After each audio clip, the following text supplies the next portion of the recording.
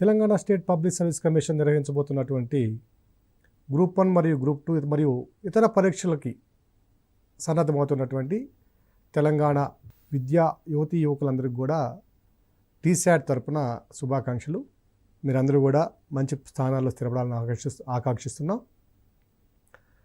మనం ఈ సెషన్లో కనుక మనం పరిశీలించినట్లయితే ప్రపంచ వాణిజ్య సంస్థ యొక్క ప్రభావం భారతదేశ అంతర్జాతీయ వాణిజ్యంపై ఎటువంటి ప్రభావాలను చూపుతుంది అనే అంశము ప్రధానమైన అంశము.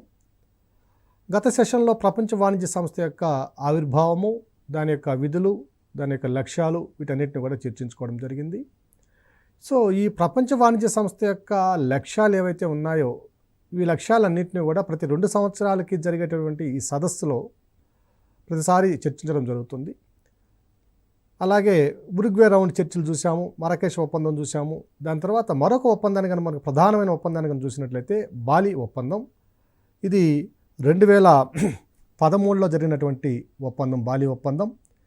ఈ బాలి ఒప్పందానికి అంటే ముందు కనుక మనం ఒక అంశాన్ని కనుక పరిశీలించినట్లయితే, గత సెషన్లో మనం చూసినట్టు అంశాలను కనుక పరిశీలించినట్లయితే WTOలో ఉన్నటువంటి వ్యవసాయమైన ఒప్పందం ఏదైతే ఉందో, అగ్రిమెంట్ ఆన్ అగ్రికల్చర్ అనేది ఏదైతే ఉందో, ఆ అగ్రిమెంట్ ఆన్ అగ్రికల్చర్ AOA అంటాం దాన్నే. సో ఈ AOAలో ఉన్నటువంటి అగ్రికల్చర్ అగ్రిమెంట్ కనుక మనం చూసినట్లయితే దీంట్లో సబ్సిడీలు ఉన్నాయి. అందులో ప్రధానమైన సబ్సిడీ అమర్ బాక్స్ సబ్సిడీ. ఈ అమర్ బాక్స్ సబ్సిడీలు ఈ వ్యవసాయ ఒప్పందంలో ఏం జరిగిందంటే, అభివృద్ధి చెందిన దేశాలు 5 వరకు సబ్సిడీ ఇచ్చుకోవచ్చు, అభివృద్ధి చెందుతున్న దేశాలు 10% వరకు సబ్సిడీ ఇచ్చుకోవచ్చు. అల్ప అభివృద్ధి చెందిన దేశాలకు ఎంత సబ్సిడీ ఇచ్చుకున్నా కూడా ఎటువంటి ప్రమాదం లేదు, పరిమితులు లేకుండా చేయడం అనేది జరిగింది. సో అంతర్జాతీయ వాణిజ్యానికి సంబంధించినటువంటి ఉత్పత్తులు ఏవైతే ఉన్నాయో వాటి మీద ఉన్న సబ్సిడీలు మనం గమనించాం. సో ఈ సబ్సిడీలు కొంతవరకు సబబుగా ఉన్నప్పటికీ వీటి ఆధారంగా భవిష్యత్తులో మరిన్ని సమస్యలు రావడానికి అవకాశం ఉన్నది అనే అంశాన్ని భారతదేశం గమనించడం జరిగింది. సో ఈ సబ్సిడీల మీద మనకు భారతదేశానికి ఉన్నటువంటి మొట్టమొదటి సందేహం ఏమిటంటే, ఈ అమర్ బాక్స్ సబ్సిడీలని ఆయా దేశాల యొక్క ఉత్పత్తి విలువలను ఆధారంగా చేసుకొని మీరు పరిగణించారు. ఉత్పత్తికి అయినటువంటి ఖర్చుల్ని లేదా ఆ ఉత్పత్తి ఎంత అవుతుందో దాన్ని ఆధారంగా తీసుకుని పరిగణించడం జరిగింది. కానీ ఆ దేశంలో ఉన్నటువంటి ఇన్ఫ్లేషన్ రేట్ని పరిగణలో తీసుకున్నారా, అంటే ద్రవ్యోల్బణాన్ని పరిగణలో తీసుకున్నారా? ద్రవ్యోల్బణం ఒక దేశంలో 3% ఉండొచ్చు, మరొక దేశంలో 1% ఉండొచ్చు, మరొక దేశంలో 0.5% ఉండొచ్చు. ద్రవ్యోల్బణాన్ని బట్టి మన యొక్క ఉత్పాదక వ్యయం కూడా మారుతూ వస్తుంది. సో ద్రవ్యోల్బణాన్ని పరిగణలో తీసుకోకుండా పెట్టినటువంటి సబ్సిడీలు అంగీకరించడానికి సమ్మతంగా లేవు అనేది ఒక పాయింట్. రెండవది, ఈ సబ్సిడీలను కనుక మనం పరిశీలించినట్లయితే అభివృద్ధి చెందిన దేశాలు 5% ఇస్తున్నప్పటికీ వాటి యొక్క ఉత్పత్తిని మీరు పరిగణలో తీసుకున్నారు. ఉదాహరణకి చైనాలో ఉత్పాదకత వరి ఎకరానికి ఎంత ఉన్నది, గోధుమ ఉత్పాదకత అమెరికాలో ఎంత ఉన్నది, అలాగే భారతదేశంలో ఈ 2 పంటలు కానివ్వండి, మరే పంట కానివ్వండి పోల్చినప్పుడు దీంట్లో యొక్క ఉత్పాదకత ఎంత ఉన్నది. సో ఉత్పాదకతను పరిగణలో తీసుకుండా కేవలం సబ్సిడీ మాత్రమే పరిగణించారు. ఒక ఉదాహరణకి 1986 తీసుకున్నామండి. 1986లో అమెరికాలో వరి ఉత్పత్తిలో గణనీయమైనట్టు ప్రగతి సాధించింది. ఆహార ఉత్పత్తులు అన్నింటిలో కూడా గణనీయమైన ప్రగతి సాధించింది. వాళ్ళ యొక్క రికార్డు స్థాయిలో వాళ్ళ యొక్క ఉత్పత్తి రావడం జరిగింది. అలాంటి సందర్భంలో మీరు ఇచ్చినటువంటి 5% సబ్సిడీ ఏదైతే ఉందో, మీకు అధికంగా ఉత్పత్తి ఉన్నప్పుడు మీరు ఇచ్చే సబ్సిడీ కూడా అధికంగా ఉంటుంది. సో అదే సందర్భంలో భారతదేశంలో కానివ్వండి, మరి ఏదైనా అభివృద్ధి చెందుతున్న దేశంలో కానివ్వండి, మీరు ఇచ్చేటువంటి 10% సబ్సిడీ ఏదైతే ఉందో ఉత్పత్తి తక్కువగా ఉండడం వల్ల మీ యొక్క సబ్సిడీ విలువ ఈ 10% సబ్సిడీ కంటే కూడా అభివృద్ధి చెందుతున్న దేశాలకి ఏదైతే 10% సబ్సిడీ ఇచ్చారో ఈ సబ్సిడీ విలువ కంటే మీరిచ్చే సబ్సిడీలే ఎక్కువ ఉన్నాయి అనే వాదన తీసుకురావడం జరిగింది. ఈ వాదనతో అభివృద్ధి చెందుతున్న దేశాలన్నీ కూడా అంగీకరించడం కూడా మనం గమనించవచ్చు. వీటితో పాటుగా మీరు చేస్తున్నటువంటి ఉత్పత్తి ఏదైతే ఉందో మీ కన్సంప్షన్ కంటే, మీ వినియోగం కంటే అనేక రెట్లు అధికంగా ఉంది. అంటే మీ యొక్క ప్రధాన లక్ష్యం ఏమిటంటే, మీ స్వదేశీ వినియోగం కోసం మీరు చేసుకోవాల్సిన ఉత్పత్తిని చేయకుండా మీరు అంతర్జాతీయ మార్కెట్లో దీన్ని విక్రయించేందుకు చేసుకున్నట్టు ఉత్పత్తిగా మనకి అందరికీ అర్థమవుతుంది కాబట్టి, తేటతెల్లమవుతుంది కాబట్టి, సో అంతర్జాతీయ మార్కెట్లో దీని యొక్క విలువ తక్కువగా ఉంటుంది కాబట్టి మీరు యొక్క అధిక సబ్సిడీ ఇచ్చారు కాబట్టి ఈ సబ్సిడీ ఇచ్చినటువంటి ఉత్పత్తులతో అభివృద్ధి చెందుతున్న దేశాలు ఏవైతే ఉన్నాయో 10% సబ్సిడీ పొందినప్పటికీ కూడా ఈ మీ యొక్క ఉత్పత్తులతో ఈ అభివృద్ధి చెందుతున్న దేశాల యొక్క ఉత్పత్తులు పోటీ పడలేవు. కాబట్టి ఈ ఒప్పందము లేదా ఈ అమర్ బాక్స్ సబ్సిడీలు ఏవైతే ఉన్నాయో 5%, 10% మీరు పరిగణించారో ఇవి సబబుగా లేవు అనే ఒక అంశాన్ని కూడా మనం గమనించడం జరిగింది. వీటితో పాటుగా మరొక అంశాన్ని కనుక గమనించినట్లయితే, ఇంతకుముందే మనం సెషన్లో మనం చర్చించాం దీన్ని, మరొకసారి దీన్ని కనుక గుర్తు చేసుకున్నట్లయితే, భారత్ లాంటి అభివృద్ధి చెందుతున్న దేశాలు ఏవైతే ఉన్నాయో, ఉదాహరణకి ఇండోనేషియా, బ్రెజిల్, సౌత్ ఆఫ్రికా ఇలాంటి దేశాలు ఏవైతే ఉన్నాయో వీటిలో జరిగే ఉత్పత్తి ఆహార ధాన్యాల విషయంలో కానివ్వండి, వ్యవసాయ రంగంలో కానీ జరిగే ఉత్పత్తి ఆయా దేశాల యొక్క ఆహార భద్రత కోసం ఉద్దేశించబడినవే తప్ప ఈ అంతర్జాతీయ మార్కెట్లో పాల్గొని వీటిని విక్రయించి తద్వారా రైతులు లాభాలు సాధించాలి లేదా ఆయా ప్రభుత్వాలకి అధికంగా ఆదాయాలు రావాలనే ఉద్దేశం ఏమాత్రం కూడా లేదు. కాబట్టి ఈ అమర్ బాక్స్ సబ్సిడీలు అనేవి ఆమోదయోగ్యంగా లేవు అనే అంశాన్ని భారతదేశం లేవనెత్తింది. సో ఈ విధంగా వివాదాలు నడుస్తున్నప్పటికీ మరొక అంశాన్ని కనుక మనం పరిశీలించినట్లయితే, ఈ బాలి ఒప్పందం అనేది కనుక మనం చూసినట్లయితే, ఈ బాలి ఒప్పందంలో 2013లో జరిగినటువంటి ఈ ఒప్పందంలో కొన్ని ప్రధాన అంశాలు మనం గమనించాలి. ఈ బాలి ఒప్పందం యొక్క ప్రధాన ఉద్దేశం కనుక మనం పరిశీలించినట్లయితే, దీని యొక్క దీని యొక్క అవుట్కమ్ మనం పరిశీలించినట్లయితే, అంతర్జాతీయ మార్కెట్లో వివిధ దేశాల మధ్య జరిగినటువంటి ఏదైతే వాణిజ్యం జరుగుతుందో ఈ అభివృద్ధి చెందినటువంటి దేశాలు ఏం చేయాలంటే డ్యూటీ ఫ్రీ, అంటే ఎటువంటి సుంకము లేకుండా, పరిమాణాత్మక ఆంక్షలు లేకుండా ఎగుమతులకి మనకి అవకాశం కల్పించాలి అనే ఒక తీర్మానాన్ని ఆమోదించడం జరిగింది. సో అభివృద్ధి చెందుతున్న దేశాల యొక్క పరిమాణాత్మకమైనటువంటి ఆంక్షలు ఉండకూడదు. మనము 100 మిలియన్ టన్నులు చేసామా, 50 మిలియన్ టన్నులు చేసామా, 1 కేజీ చేసామా అనే సంబంధం లేకుండా అభివృద్ధి చెందుతున్న దేశాలు ఎంత మేరకైనా మనకి ఎగుమతులు చేసుకోవచ్చు అనే ఒక పరిమాణాత్మకమైన ఆంక్ష లేకుండా చేయడం జరిగింది. వీటితో పాటుగా డ్యూటీ ఫ్రీ, అంటే ఎటువంటి సుంకము లేకుండా ఎగుమతులను కూడా అనుమతించడం అనేది జరిగింది. ఇది ఒక రకంగా తాత్కాలికమైన ఉపశమనం అయినప్పటికీ ఎటువంటి స్థిరమైనటువంటి, అంటే భవిష్యత్తులో ఎటువంటి సమస్య రాకుండా స్థిరమైనటువంటి ఒక రెజల్యూషన్ లేదా ఒక అంగీకారానికి రాలేకపోవడం జరిగింది 2013లో జరిగినటువంటి బాలి సదస్సు. సో ఈ బాలి సదస్సులో జరిగినటువంటి మరొక అంశాన్ని కనుక మనం పరిశీలించినట్లయితే, ట్రేడ్ ఫెసిలిటేషన్ అగ్రిమెంట్ అనేది ఒకటి జరిగింది. Trade facilitation agreement. సో దీన్నే TFA అని అనడం కూడా జరుగుతుంది, ట్రేడ్ ఫెసిలిటేషన్ అగ్రిమెంట్. సో వర్తక వాణిజ్యాలకు సంబంధించినటువంటి సదుపాయాలకు సంబంధించినటువంటి అగ్రిమెంట్ ఇది. ఈ అగ్రిమెంట్లో ఉన్నటువంటి ప్రధాన అంశాలను కనుక మనం పరిశీలించినట్లయితే,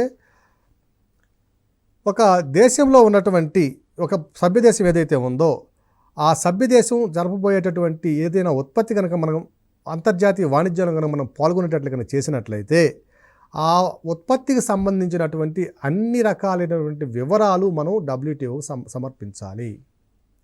మొట్టమొదటిది సో వివరాల సమర్పణ ఎలాంటివంటే, ఇంపోర్ట్ ఎక్స్పోర్ట్స్ కానివ్వండి, ఫీజు కానివ్వండి, ఇన్స్పెక్షన్ రూల్స్ కానివ్వండి, అలాగే పెనాల్టీస్ కానివ్వండి, ఇవన్నీ కూడా మనం అంతర్జాతీయంగా WTO సమర్పించాలి. ఈ ప్రూఫ్ డాక్యుమెంట్స్ ఏవైతే ఉన్నాయో, మన ఆ ఉత్పత్తికి సంబంధించిన ప్రూఫ్ డాక్యుమెంట్స్, అంటే దానికి సంబంధించిన ఉత్పత్తి కానివ్వండి, క్లియరెన్స్ సంబంధించినటువంటి డాక్యుమెంట్ కానివ్వండి, ఇవన్నీ కూడా కస్టమ్ క్లియరెన్స్ కానివ్వండి, ఇవన్నీ కూడా WTOకి మనం సమర్పించాలి. వీటితో పాటుగా ఏదైతే అంతర్జాతీయ వాణిజ్యంలో మనం పాల్గొంటున్నామో, మన దేశంలో ఎగుమతులు కానివ్వండి, దిగుమతులు కానివ్వండి, వీటికి సంబంధించినటువంటి సమాచారాన్ని లేదా దానికి సంబంధించిన ఆర్థికపరమైన లావాదేవీలని పేపర్ మీద కాకుండా ఎలక్ట్రానిక్ పరంగా చెల్లించాలి. అంటే ఏదైనా అవినీతి జరగడానికి, రెడ్ టేప్ మార్క్స్ ఉండడానికి అవకాశం ఉన్నటువంటి పరిస్థితి కనుక ఉన్నట్లయితే ఈ పేమెంట్స్ అన్నీ కూడా ఎలక్ట్రానిక్ పేమెంట్స్, డ్యూటీస్ కానివ్వండి, ట్యాక్సెస్ కానివ్వండి, ఇవన్నీ కూడా ఒక ఎలక్ట్రానిక్ పద్ధతిలో జరగాలి.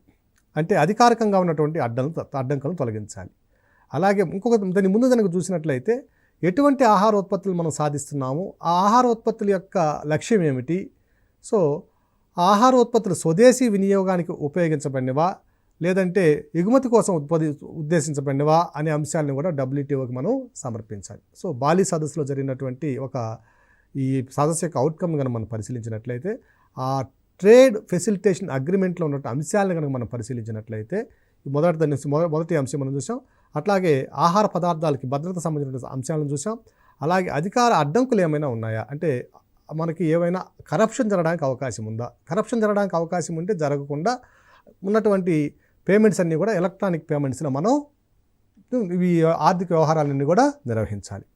అలాగే మరొక అంశాన్ని కనుక పరిశీలించినట్లయితే సింగిల్ విండో మెకానిజం ఉండాలి. అంటే ఏదైనా క్లియరెన్స్ రావాలి అంటే మనకి ఒక ఆహార ఉత్పత్తిని మనం ఎగుమతి చేస్తున్నాం. ఎగుమతి చేసేటప్పుడు WTOకి మనం పెట్టినటువంటి అప్లికేషన్లో అది 10 దగ్గరలో తిరిగి ఒక 10 రోజుల తర్వాత రావడం కంటే కూడా ఇచ్చిన వెంటనే అన్ని అనుమతులు ఒకే దగ్గర లభించే విధంగా మనం మెకానిజం ఉండాలి. WTOలో ఉన్నటువంటి ఒక వింగ్ దానికి ప్రత్యేకంగా అనుమతులు మంజూరు చేయడానికి సింగిల్ విండో మెకానిజం ఉండాలి. All documents should be verified at a single point. అన్ని డాక్యుమెంట్లు ఒక దగ్గర మనం వెరిఫై చేయబడి మొత్తం మీద అంతా కూడా ఆన్లైన్లో ఈ పద్ధతి అనేది కొనసాగించాలి అనేది మరొక తీర్మానంలోని మరొక అంశం.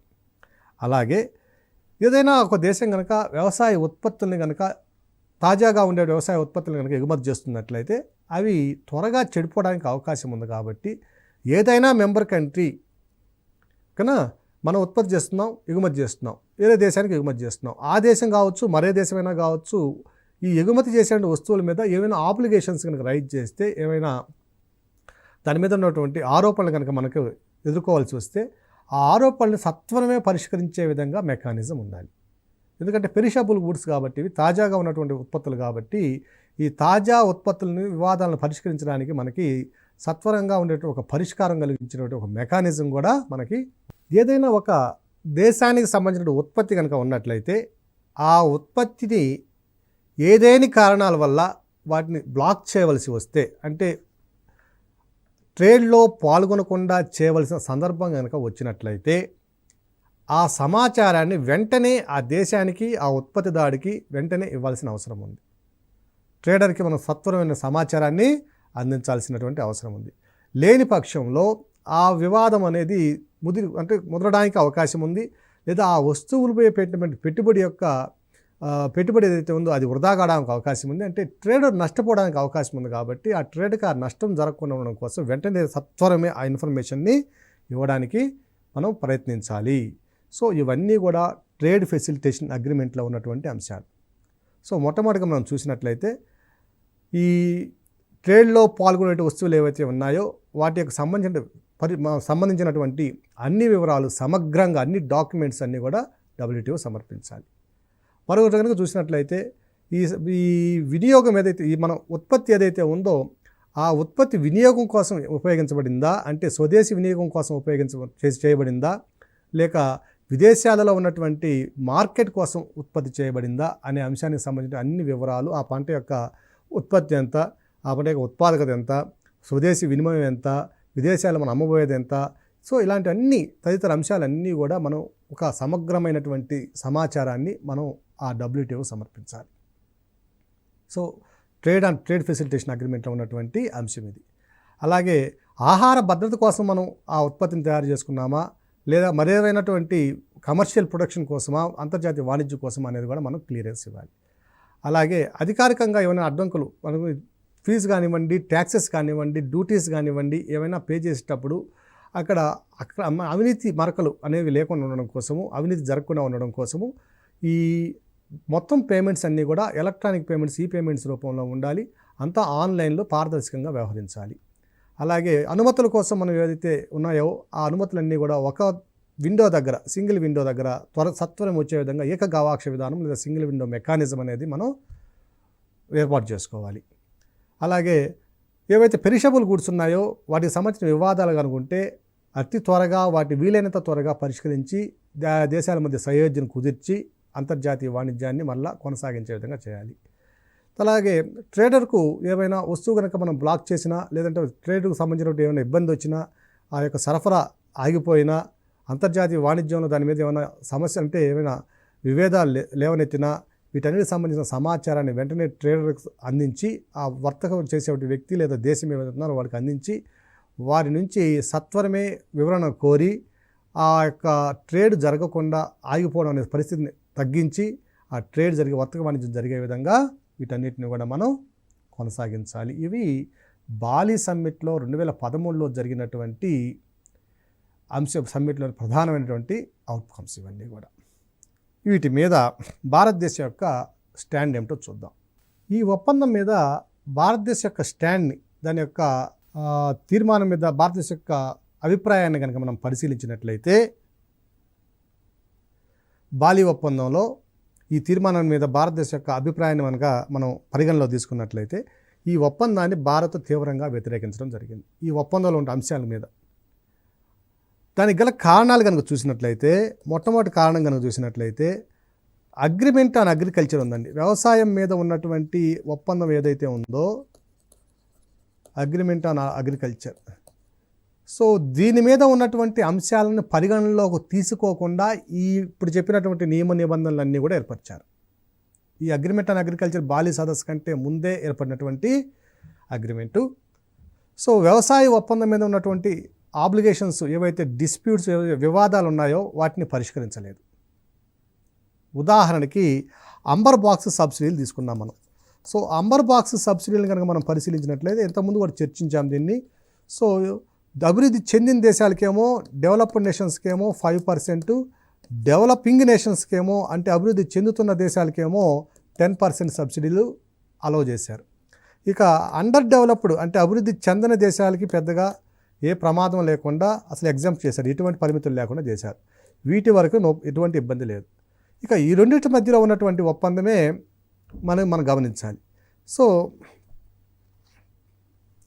ఈ డెవలప్డ్ నేషన్స్ 5% ఏవైతే ఉన్నాయో ఈ 5% అనేవి మనం ఇంతకుముందు చర్చించినట్లుగా వీటి మీద ఉన్నటువంటి ఉత్పత్తి వ్యయం ఏదైతే ఉందో ఇక్కడ ఉన్నటువంటి డెవలపింగ్ నేషన్స్లో ఉన్న ఉత్పత్తి వ్యయం ఏదైతే ఉందో ఈ వ్యయాల్ని పరిగణలో తీసుకోకుండా చేయడం జరిగింది.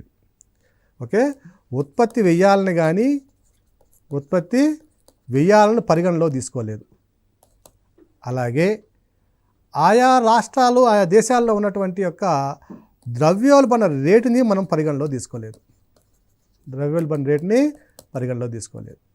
అలాగే ఆహార భద్రత కోసం ఉద్దేశించబడిందా లేక అంతర్జాతీయ వాణిజ్యం కోసం ఉద్దేశించబడిందా అనేది దీన్ని కూడా పరిగణలో తీసుకోలేదు. సో ఇవన్నీ అంశాలను అసలు అంతర్జాతీయ వాణిజ్యం కోసం, సో దీన్ని పరిగణలో తీసుకోలేదు. అలాగే బేస్ ఇయర్ ఏదైతే ఉంటుందో ఒకవేళ 1986లో మనం ఇది మీద మనం వాయిస్ రేజ్ చేశాం. ఇది WTOలో సంబంధించినటువంటి అగ్రిమెంట్ ఆన్ అగ్రికల్చర్ మీద భారతదేశము తన యొక్క నిరసనని వ్యక్తం చేసింది. ఇటువంటి పరిస్థితుల్లో ఈ ఒప్పందం మీద సంతకం చేయడానికి నిరాకరించింది. సో ఈ ఒప్పందం జరిగినప్పుడు ఏ ఖర్చులు ఏదైతే మీరు ఉత్పత్తి వ్యయాన్ని పరిగణనలో తీసుకున్నప్పుడు ఏ బేస్ ఇయర్ని మీరు పరిగణనలో తీసుకున్నారు, ఏ ప్రాథమిక సంవత్సరాన్ని మీరు వ్యవసాయ ఉత్పత్తుల యొక్క ఉత్పాదకత లేదా ఉత్పత్తి ఖర్చుల్ని లెక్కించడానికి పరిగణలో తీసుకున్నారు. ఆ బేస్ ఇయర్ ప్రకారం ఆయా దేశాల్లో ఏ దేశాలు ఎటువంటి పరిస్థితులు ఉన్నాయి. ఉదాహరణకి 1986, 87 సంవత్సరాన్ని మనము బేస్ ఇయర్లుగా తీసుకున్నామండి. ఈ బేస్ ఇయర్లో భారతదేశంలో ఉన్నటువంటి పరిస్థితులు ఏమిటి? ఆర్థిక సంక్షోభంలో ఉందా, ఆర్థిక పురోగతిలో ఉందా? సో ప్రపంచవ్యాప్తంగా పరిస్థితి ఏమిటి? ఓకేనా. సో పురోగతిలో ఉంటే పర్వాలేదు, ఆర్థిక సంక్షోభంలో ఉంటే ఇన్ఫ్లేషన్ రేట్లు ఎక్కువ ఉండొచ్చు లేదా ఉత్పత్తి తక్కువ కావచ్చు. సో తక్కువ ఉత్పత్తితో మీరు ఆ సంవత్సరంలో ఉత్పత్తి అయినటువంటి ఉత్పత్తిని పరిగణలో తీసుకొని 100 టన్నులు తీసుకున్నాం అనుకోండి, 100 టన్నులకి 5% చొప్పున ఎంతో కొంత అమౌంట్ వస్తుంది. అదే సంవత్సరం కాకుండా ఇంకొక దేశంలో అదే ప్రాంతంలో 200 టన్నులు వచ్చాయనుకోండి, సో ఈ 200 టన్నుల ఉత్పత్తికి 5% తీసుకున్నప్పుడు దీనికి ఎక్కువ వస్తుంది, దీనికి తక్కువ వస్తుంది. సో ఉత్పత్తిని పరిగణలో తీసుకోలేదు. అంటే ఆ సంవత్సరంలో ఉన్నటువంటి ఆర్థిక పరిస్థితిని మీరు పరిగణలో తీసుకుంటే ఒక బేస్ ఇయర్ని తీసుకొని ఆ బేస్ ఇయర్ ప్రకారము అన్ని దేశాలకి ఏ పరిస్థితులు ఉన్నాయో పరిగణలో తీసుకుండా మీరు ఈ అగ్రిమెంట్ ఆన్ అగ్రికల్చర్ అనే దాన్ని ఏర్పాటు చేశారు. సో మారుతున్న పరిస్థితులకు అనుగుణంగా ఈ మెకానిజం కూడా ఫ్లెక్సిబుల్గా ఉండాలి తప్ప ఒక రిజిడ్గా ఉండి పలానా బేస్ ఇయరు ఓకేనా దాని ప్రకారము ఈ దేశంలో ఉత్పత్తి ఇంత, ఆ దేశంలో ఉత్పత్తి ఇంత, మీరు ఎంత ఇచ్చుకోవచ్చు అనడంలో అర్థం లేదు. సో ఒక స్థిరమైనటువంటి చట్టంలో ఇది లేదు కాబట్టి ఈ సందర్భంలో మేము సంతకం చేయలేము, మేము ఒప్పందాన్ని రాటిఫై చేయలేమని భారత్ తెగదెప్పి చెప్పింది. ఓకేనా. సో TFA సైన్డ్ అనేది ఏమైందంటే ఒక బార్గెనింగ్ చిప్ లాగా తయారైంది, అడుగు తినే ఒక చిప్ లాగా. మీరు సంతకం పెట్టండి, మేము సంతకం పెట్టము, ఈ విధంగా తయారైంది. సో ఇటువంటి పరిస్థితుల్లో వీటితో పాటుగా మరొక అంశాన్ని కనుక పరిశీలించినట్లయితే ఈ అగ్రిమెంట్ ఆన్ అగ్రికల్చర్ AOA అంటే వ్యవసాయ ఒప్పందాల ప్రకారం కనుక మనం ఆ ట్రీటీని కనుక మనం కనుక సైన్ చేసి పరిగణలో తీసుకుని మనం ఒప్పుకున్నట్లయితే భారతదేశంలో భవిష్యత్తులో ఆహార భద్రతకు సంక్షోభం ఏర్పడేటటువంటి లేదా సమస్యలు ఏర్పడేటటువంటి అవకాశం ఉంది. పెరుగుతున్న జనాభా అవసరాలకు అనుగుణంగా మన ఉత్పత్తిని పెంచుకోవాలి. కానీ ఒక బేస్ ఇయర్లో ఉన్నటువంటి ఆ ఉత్పత్తిని పరిగణలో తీసుకొని అంతవరకు ఆ ఉత్పత్తి వరకే మేము సబ్సిడీలను అలౌ చేస్తాము, మిగిలిన ధాన్యానికి మిగిలిన ఉత్పత్తికి మేము సబ్సిడీలను మేము ఒప్పుకోము అంటే పెరుగుతున్న జనాభా అవసరాలకు అనుగుణంగా ఆహార భద్రతను కూడా పెంచుకోవాలి, దానికి అనుగుణంగా ఉత్పత్తిని పెంచుకోవాలి. సో ఉత్పత్తిని పెంచుకున్నప్పుడు ఉత్పాదక వ్యయం ఎక్కువ అవుతుంది. ఈ అంశాలన్నీ పరిగణలో తీసుకోకుండా ఆ మన టీటీ మీద ఒప్పందం మీద సంతకం చేసినట్లయితే భారత్ భవిష్యత్తులో ఆహార సంక్షోభం ఏర్పడడంతో పాటు కొన్ని శాంక్షన్స్ కూడా మన మీద కొన్ని పరిమితులు కూడా విధించబడడానికి అవకాశాలు ఉన్నట్లుగా భారత్ గమనించింది. సో ఈ సమస్యలు ఏవైతే ఉన్నాయో, అగ్రిమెంట్ అండ్ అగ్రికల్చర్ మీద సమస్యలు ఏవైతే ఉన్నాయో ఇవన్నీ కూడా పరిష్కారం కాక అపరిష్కృతంగా ఉండడంతో ఈ బాలి సదస్సు కూడా దాన్ని ఈ యొక్క సమస్యల పరిష్కారం కోసం 2017 సంవత్సరం వరకు గడువును విధించడం జరిగింది. సో ఈ లోపల జరిగేటువంటి సదస్సుల్లో ఏవైతే మనం ఆబ్లిగేషన్స్ రైజ్ చేశామో, సమస్యలను ఏవైతే మనం ఎత్తి చూపుతున్నామో వీటన్నిటిని 2017లోగా మనం సమస్యలను పరిష్కరించుకోవాలనే విధంగా ఈ బాలి సదస్సు తీర్మానించి ఆడికి ముగిసింది. సో బాలి సదస్సు యొక్క ప్రధాన ఉద్దేశం ఏమిటంటే సభ్య దేశాల మధ్య ఉన్నటువంటి వర్తక వాణిజ్యాలని సులభంగా పరిష్కరించడంతో పాటు కొన్ని మన అంశాలు ఇంతకుముందు మనం చర్చించుకున్నాం. ఆ చర్చించిన అంశాలు ఏమిటంటే ఆహార ధాన్యాల యొక్క వినియోగం, అంటే ఉత్పత్తి దేనికోసం ఉత్పత్తి ఉద్దేశించబడింది, స్వదేశీ వినియోగం కోసమా, అంతర్జాతీయ వాణిజ్యం కోసమా, దీనికి సంబంధించినటువంటి వివరాలన్నీ పూర్తి స్థాయిలో మనం WTO సమర్పించాలి. ఎంత ఉత్పత్తి వస్తుంది, ఎంత ట్యాక్స్లు పడుతున్నాయి, ఎంత ఇంపోర్ట్ ట్యాక్సు, ఎంత ఎక్స్పోర్ట్ ట్యాక్సు, దీంట్లో సబ్సిడీలు ఎంత, కానీ ఇవన్నీ ప్రధాన అంశాలన్నీ కూడా మనం ఫస్ట్ టైంలో పాయింట్ మనం సిలబస్ మనం మొట్టమొదటిసారిగా దీన్ని డిస్కస్ చేసినప్పుడు ఆ అంశాలన్నీ కూడా మనం చర్చించాం. ఇక రెండవసారి మనం చూసినట్లయితే ఆహార భద్రతకు సంబంధించిన అంశాలు, ఈ యొక్క అంబర్ బాక్స్ సబ్సిడీల వల్ల భవిష్యత్తులో ఎటువంటి సమస్యలు రానున్నాయి, కానీ ఆహార భద్రత మీద ఎటువంటి ప్రభావం చూపుతుంది, అలాగే ఏమైనా అధికారికమైన అడ్డంకులు ఉన్నాయా, ఇవన్నీ కూడా బాలి సదస్సు యొక్క అవుట్కమ్గా మనం పరిగణించవచ్చు. కానీ ఈ అన్నిటి మీద భారతదేశం ఈ ఒప్పందంలో ఉన్నటువంటి ఈ తీర్మానంలో తీసుకున్నటువంటి అంశాలన్నింటినీ అంగీకరించి ట్రీటీ మీద సైన్ చేయడానికి నిరాకరించింది. ఈ నిరాకరించడానికి గల కారణంగా మనం చూసినట్లయితే అగ్రిమెంట్ ఆన్ అగ్రికల్చర్ ఏదైతే ఉందో, అంటే వ్యవసాయ ఒప్పందం ఏదైతే ఉందో, ఆ వ్యవసాయ ఒప్పందంలో ఉన్నటువంటి సబ్సిడీలు ఏవైతే ఉన్నాయో ఈ సబ్సిడీ యొక్క ప్రభావం మనం ఎలా ఉంటుందో అందువల్ల మనం వివరించాము, అందువల్ల సంతకం చేయలేదు. అలాగే ఈ సబ్సిడీని మనం పరిగణలో తీసుకున్నప్పుడు ఏ అంశాలు మనం పరిగణలోకి WTO తీసుకోలేదనే అంశాలను కూడా మనం చర్చించాం. ఉత్పత్తి వ్యయం కానివ్వండి, ద్రవ్యోల్బణ రేటు కానివ్వండి, అంతర్జాతీయ వాణిజ్యం కోసం ఉద్దేశించిందా లేదా ఆహార భద్రత కోసం ఉద్దేశించిందా, అలాగే ఏ బేస్ ఇయర్లో దీన్ని తీసుకున్నాం, ఆ బేస్ ఇయర్లో ఆయా దేశాల్లో ఉన్న పరిస్థితి ఏమిటి, అలాగే ఆ అవసరంలో ఉన్నటువంటి ఉత్పత్తి వ్యయం ఏంటి, ఉత్పత్తి ఎంత. సో వీటన్నిటిని పరిగణలో తీసుకోకుండా భారతదేశం ఈ పరిగణలో తీసుకోకుండా WTO వీటి మీద రాటిఫై చేసింది కాబట్టి ఇవి మేము ఒప్పుకోము అనేది మనం భారతదేశం తన యొక్క అభిప్రాయం తెలియజేస్తూ సభ అనేది ఆ ఒప్పందం మీటింగ్ అనేది సమ్మిట్ అనేది ముగిసి 2017 వరకు ఈ అంశాలని చర్చించుకునే విధంగా గడువును పెంచడం జరిగింది. సో ఈ లోపల అమెరికా తన రోల్ని తను ప్లే చేయడం ప్రారంభించింది. అమెరికా యొక్క రోల్ ఏమిటంటే చర్చలు జరిపింది. సో ఇండియాకి యుఎస్కి మధ్య ఉన్నటువంటి చర్చల యొక్క ఫలితం ఏమిటంటే, మీరు ఈ సమస్యలన్నింటినీ కనుక పక్కన పెట్టి సంతకం కనుక చేసినట్లయితే మీకు ఒక ప్యాకేజ్ ఇస్తాము అన్నట్టుగా చేసింది. సో ఈ బాలి మీటింగ్ తరువాత, సమ్మిట్ తరువాత జరిగినటువంటి మరొక పరిణామాన్ని కనుక మనం పరిశీలించినట్లయితే ఇండియాకి అమెరికాకి మధ్య ఒక చర్చలు జరగడం జరిగింది. ఈ చర్చలు అనేవి స్టాక్ హోల్డింగ్ మీద, అలాగే ఫుడ్ సెక్యూరిటీ మీద చర్చలు జరిగింది. అంటే ఆహార భద్రత మీద చర్చలు జరగడం జరిగింది. సో ఆహార భద్రత. సో ఈ చర్చల ప్రకారం బాలి సదస్సు ప్రకారం ఒక ప్యాకేజ్ ఉంటుంది. ఆ బాలి ప్యాకేజ్ ఏదైతే ఉంటుందో ఈ బాలి ప్యాకేజ్ ప్రకారము వివాదాలు పరిష్కారాంతం అయ్యే వరకు గతంలో ఉన్నటువంటి అంశాలు ఏవైతే అగ్రిమెంట్ ఆన్ అగ్రికల్చర్ మీద ఏవైతే అంశాలు ఉన్నాయో ఆ అంశాలు అలాగే కొనసాగుతాయి అనే విధంగా ఒక అంగీకారానికి రావడం జరిగింది. సో భారత్కి అమెరికాకి జరిగినటువంటి ఈ చర్చ లేదా ఈ తీర్మానం అనేది WTOలో ఉన్నటువంటి 160 సభ్య దేశాలు అంగీకరించవలసిన అవసరం లేదు. కానీ ఇది బైలాటరల్ అగ్రిమెంట్. సో ఈ అంగీకరించవలసిన అవసరం లేనప్పుడు ఇది కూడా నిరుపయోగమే అనే భారత్ ఈ వాదనను కూడా తిరస్కరించడం జరిగింది. సో మొత్తం మీద భారతదేశం యొక్క స్టాండ్ని కనుక మనం పరిశీలించినట్లయితే డబ్ల్యూటీఓకి భారత్కి ఉన్నటువంటి వివాదం కానివ్వండి, భారతదేశం యొక్క వర్తక వాణిజ్యాలపైన ఉన్నటువంటి డబ్ల్యూటీఓ ప్రభావాన్ని కానీ మనం పరిశీలించినట్లయితే మనం కంక్లూజన్ ఈ విధంగా ఉండాలి. డబ్ల్యూటీఓ అనేది ప్రపంచ వాణిజ్య సంస్థ అనేది ప్రధానంగా అభివృద్ధి చెందిన దేశాల యొక్క చేతిలో ఉన్నటువంటి ఒక కీలుబొమ్మ. అభివృద్ధి చెందిన దేశాల యొక్క ఉత్పత్తులని దొంగచాటుగా కొన్ని నియమ నిబంధనల పేరుతో వాటిని మభ్యపెట్టి ఆయా ఉత్పత్తుల యొక్క మార్కెట్ని విస్తరించుకోవడం దీని యొక్క ప్రధాన లక్ష్యంగా మనం గమనించవచ్చు. ఉదాహరణకి భారతదేశంలో ఉన్న ఉత్పత్తులు అనేవి ఆహార వినియోగానికి ఉద్దేశించబడినవైతే అమెరికా అలాగే కొన్ని అభివృద్ధి చెందినటువంటి దేశాలైనటువంటి ఐరోపా దేశాలు వీటి యొక్క ఉత్పత్తి అనేది ప్రధానంగా ఎగుమతుల కోసం ఉద్దేశించబడింది.